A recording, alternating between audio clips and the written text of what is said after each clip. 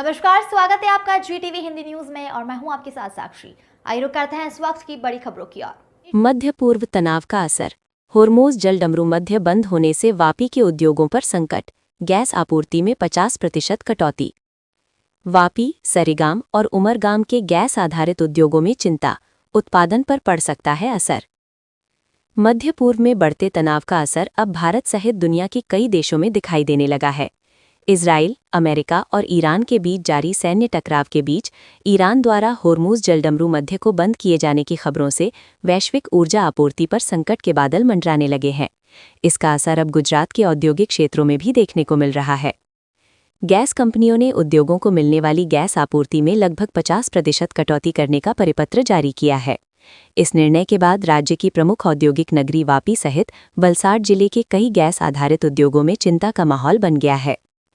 जानकारी के अनुसार भारत सहित दुनिया के कई देशों को गैस और कच्चे तेल की आपूर्ति मुख्य रूप से समुद्री मार्गों के माध्यम से होती है। इनमें होर्मुज जलडमरू मध्य को वैश्विक ऊर्जा आपूर्ति के लिए सबसे महत्वपूर्ण समुद्री मार्गों में से एक माना जाता है। यदि इस मार्ग पर आवागमन प्रभावित होता है तो अंतर्राष्ट्रीय स्तर पर ऊर्जा आपूर्ति पर सीधा असर पड़ सकता है। वर्तमान परिस्थिति को देखते हुए गैस कंपनियों ने एहतियात के तौर पर उद्योगों को मिलने वाली गैस सप्लाई में 50% तक कटौती की सूचना दी है। इसका असर सबसे अधिक उन उद्योगों पर पड़ सकता है जो पूरी तरह गैस आधारित उत्पादन प्रणाली पर निर्भर हैं। वापी, सरेगाम और उमरगाम औद्योगिक क्षेत्रों में बड़ी संख्या में ऐसे उद्योग संचालित हैं जहां उत्पादन के लिए गैस का व्यापक उपयोग किया जाता है। गैस आपूर्ति में कमी आने से इन उद्योगों की उत्पादन क्षमता प्रभावित होने की आशंका जताई जा रही है। उद्योग जगत से जुड़े अग्रणी उद्योगपति राजुल शाह और प्रकाश भद्रा ने भी इस स्थिति पर चिंता व्यक्त की है। उनका कहना है कि यदि गैस आपूर्ति में कटौती लंबे समय तक जारी रहती है तो उद्योगों की लागत बढ़ सकती है और उत्पादन में कमी भी आ सकती है। इसका असर रोजगार और निर्यात गतिविधियों पर भी पड़ सकता है। उद्योगपतियों का कहना है कि वर्तमान परिस्थिति में सरकार और संबंधित एजेंसियों को इस मुद्दे पर गंभीरता से ध्यान देना चाहिए। साथ ही उद्योगों को वैकल्पिक ऊर्जा स्रोत उपलब्ध कराने और आपूर्ति व्यवस्था को स्थिर बनाए रखने के लिए आवश्यक कदम उठाने की आवश्यकता है। फिलहाल मध्य पूर्व में जारी तनाव के कारण वैश्विक ऊर्जा बाजार में अनिश्चितता बनी हुई है। ऐसे में आने वाले दिनों में स्थिति किस दिशा में जाती है, इस पर उद्योग जगत की नजर बनी हुई है। GSPC सर्क्युलर આવ્યો છે એમાં એ લોકોએ ક્લિયરલી જણાવ્યું છે કે જે નોન MGO વાળા હશે એ લોકોને જરા પણ ગેસનો સપ્લાય નહીં મળી શકે અને જે MGO વાળા છે એ લોકોને 50% જ ફક્ત મળશે જે એમના એવરેજ લાસ્ટ 30 દિવસના કન્ઝમ્પશન હશે એના પર। હવે ગુજરાત જુઓ તો ફ્યુલ માટે ઘણા આગળ નીકળી ગયું છે એટલે જે બીજા ફ્યુલ હતા બધા કોલસો હતો કે બધું હતું એનાથી લગભગ ગુજરાત મુક્ત થઈ ગયું છે અને એટલે જ આપણું વાતાવરણ ગુજરાતનું બહુ સુંદર થઈ ગયેલું હતું।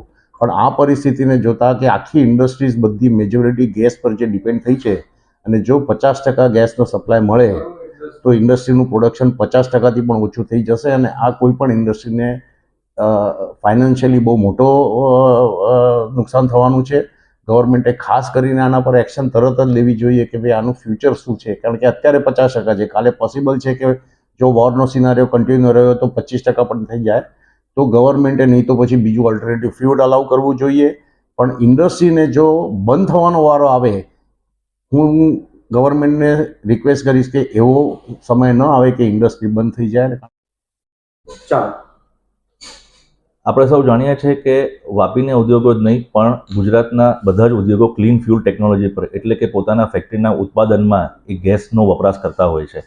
હાલની આ યુદ્ધની પરિસ્થિતિમાં ગુજરાત ગેસ તરફથી અમને 2 દિવસ પહેલાં જ એક મેલ મારફતે કહેવામાં આવ્યું છે કે તમારી ક્વોન્ટિટી 50% અમે ઘટાડી દઈશું અને એનો ભાવ પણ લગભગ જે અત્યારે અમને આપે છે એનાથી 2.5 થી 3 ગણો ભાવ થઈ જશે અને એ તાત્કાલિક ધોરણે છે। એટલે એક વાપીના ઉદ્યોગોમાં અને બધા જ ઉદ્યોગોમાં ગુજરાત સ્તરે એક ચિંતાનો વિષય બની ગયો છે કે પોતાની ફેક્ટરી કેવી રીતે ચલાવશે, માર્કેટમાં અમે કેવી રીતે ઊભા રહી શકશું। એટલે હાલની પરિસ્થિતિમાં અમને એમ લાગે છે કે જો ઉદ્યોગોને એક ઓલ્ટરનેટ ફ્યુલ જેમ કે પહેલાં કોલ, બ્રિકેટ, વુડ, ડીઝલ આ જે વાપરતા હતા જો એનો વપરાશ અત્યારે એની અમને જો પરમિશન આપવામાં આવે તો આ હાલની યુદ્ધની પરિસ્થિતિમાં એવું લાગે છે કે અમે કંઈક ટકી શકશું અને થોડો ઘણો સમય અમને આપે કે ભાઈ આ જે તાત્કાલિક ધોરણે જે અમને વધારવાનો ભાવ વધારવાથી લઈને ક્વોન્ટિટી જે ઘટાડી દે છે દરરોજની એમાં કંઈક રાહત મળે તો ઉદ્યોગોને બચતનો એક રસ્તો મળી શકે। ન જો યુદ્ધ વધારે ચાલે તો આ પરિસ્થિતિ વધારે હજી ગંભીર થઈ શકે। જ્યાં અમે 3 ગણા ભાવ ગણીએ છીએ ત્યાં કદાચ ભાવ હજી ગેસના વધી શકે છે અને જે સપ્લાયની ક્વોન્ટિટી છે એ પણ ઘટી શકે છે। જે છેલ્લા એક અઠવાડિયાથી આ વોર ચાલી રહી છે, ખાડી યુદ્ધ, અને એમાં વાપીની ઇન્ડસ્ટ્રીઝ ઘણી એવી સફર થઈ રહી છે. અને ગઈકાલે જ જે ગુજરાત ગેસનો પરિપત્ર આવ્યો એમાં જે કન્ઝપ્શન છે એમનું ગેસનું કન્ઝપ્શન 50% સુધી લઈ જવામાં આવ્યું, અને આ 31 માર્ચ સુધી આ પરિપત્રનું અમલીકરણ કરવામાં આવી રહ્યું છે. તો ખાસ કરીને જે ઇન્ડસ્ટ્રીઝ છે, જે છેલ્લા ઘણા ટાઈમથી આ વોરના લીધે રો મટીરિયલના પ્રાઇઝીસ હાઈ થઈ જતા હતા, અને આ પ્રોડક્શન સાયકલ કેવી રીતે રન કરવું એ એક ચિંતાનો વિષય છે. સાથે સાથે રો મટીરિયલની કોસ્ટ અને આરએમસી જે વધવાની છે એક બીજી ચિંતાનો વિષય છે. અને થર્ડ પોઈન્ટ સૌથી મોટું છે કે પ્રોડક્શન પ્લાનિંગ કેવી રીતે કરવું, અને આવનાર દિવસોમાં જે ભવિષ્યમાં જે ઓર્ડર્સ લીધા છે એ કેવી રીતે પૂર્ણ કરવા એ મોટો ચિંતાનો વિષય છે.